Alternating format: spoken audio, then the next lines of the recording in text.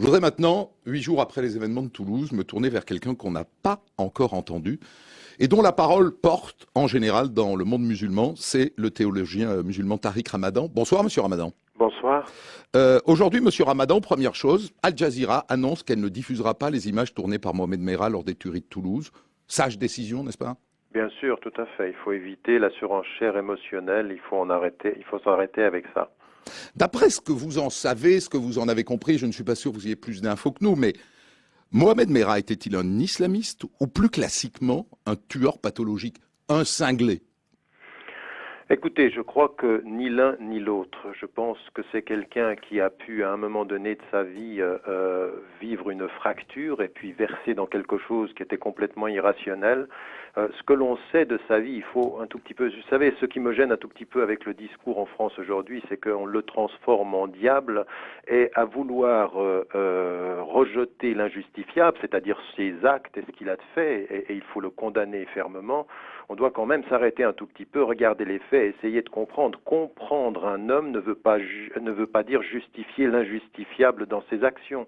Ça veut dire essayer de comprendre qui il est. Or, que si vous entendez la psychologue qui l'a suivi, si vous entendez le psychologue qui l'a vu, si vous entendez son avocat, ce qu'ils mettent en évidence, c'est que c'est un jeune homme qui est perdu, c'est un jeune homme qui a essayé d'entrer dans l'armée, qu'on a rejeté, qui n'avait pas de travail, qui était...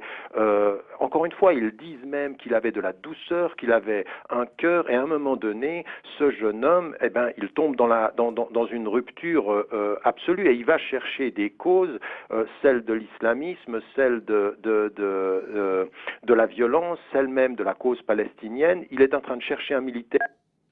Il va dans une école juive et il tire.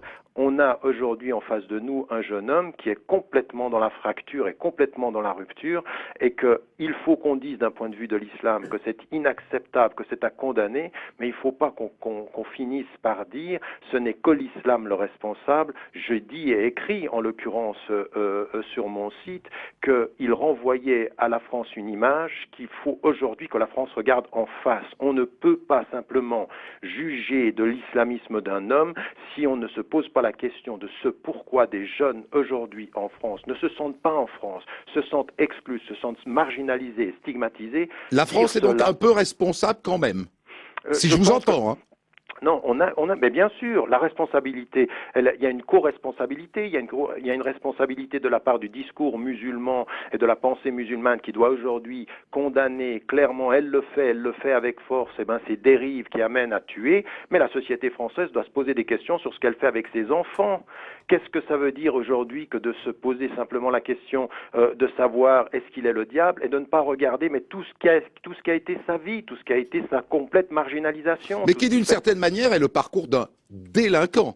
J'en reviens à cette idée. C'est exactement ça. À partir d'un certain moment, vous avez le parcours d'un délinquant et à un moment donné, il trouve une cause qui lui, à ses yeux, lui donne de la valeur, mais que nous jugeons et que nous devons juger de façon définitive. Mais un délinquant, on se pose la question de sa délinquance. Ça ne justifie pas sa délinquance, mais les causes de la délinquance, les causes de la fracture, les causes de quelqu'un qui vous dit « je vais mettre la France à genoux », les causes de quelqu'un qui vous dit « la France ne m'a jamais accepté », les causes de quelqu'un qui vous dit « j'ai voulu même aller jusqu'à dans votre armée pour m'en voir exclu », eh bien, à un moment donné, on se pose la question, est-ce qu'il n'y a pas en France aujourd'hui un vrai problème sur la question de la citoyenneté de ceux qui sont dans les cités? Est-ce qu'on doit dire à Nicolas Sarkozy, est-ce qu'on doit dire à la classe politique française, c'est en 2005, il y a eu des centaines et des dizaines de jeunes qui étaient dans les rues et qui exprimaient leur mal-être. Qu'a-t-on fait depuis cette période-là pour venir aujourd'hui simplement prendre un fait et nous dire la campagne électorale se passera sur la sécurité. Il faudrait qu'elle se passe sur le bien-être dans les cités aussi. Ce sont des citoyens français qui ont autant le droit d'être respectés que quiconque.